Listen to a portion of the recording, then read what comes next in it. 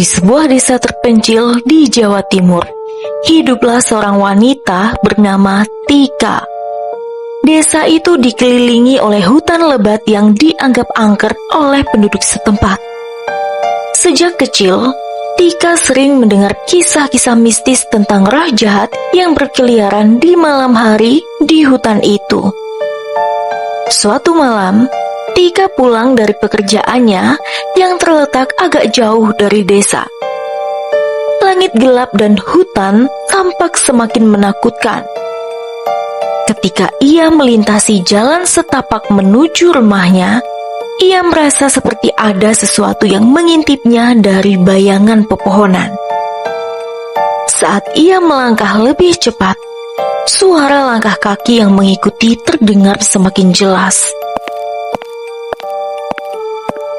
Hatinya berdegup kencang dan ketakutan memenuhi dirinya. Tika berusaha untuk tidak menoleh ke belakang, namun rasa ingin tahu mengalahkan ketakutannya. Dia pun melirik ke belakang, tapi tak ada siapa-siapa. Keesokan harinya, Tika bercerita kepada tetangganya tentang kejadian misterius itu. Mereka mengangguk setuju, merasa bahwa hutan itu memang ditempati oleh makhluk halus.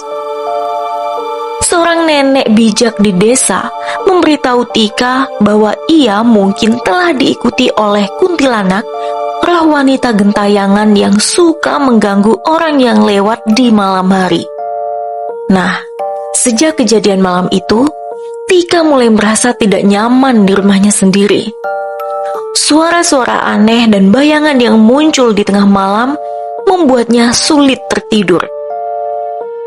Pada suatu malam, ia bermimpi bertemu dengan wanita cantik berkebaya merah di tepi sungai.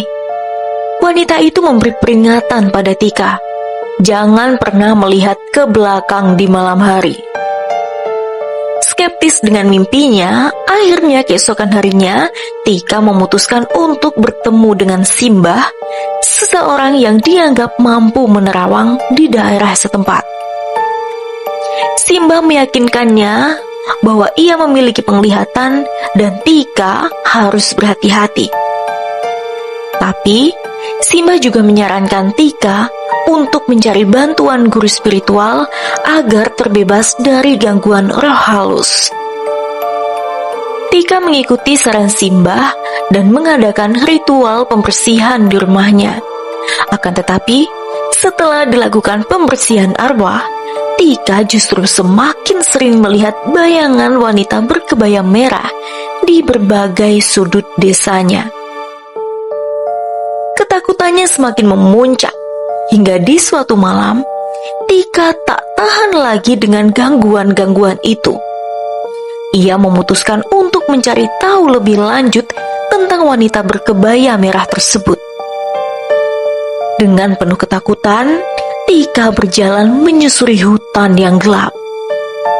Di tengah jalan, wanita berkebaya merah muncul di depannya, memandangnya dengan mata yang penuh amarah. Mendadak Tika merasa tubuhnya kaku.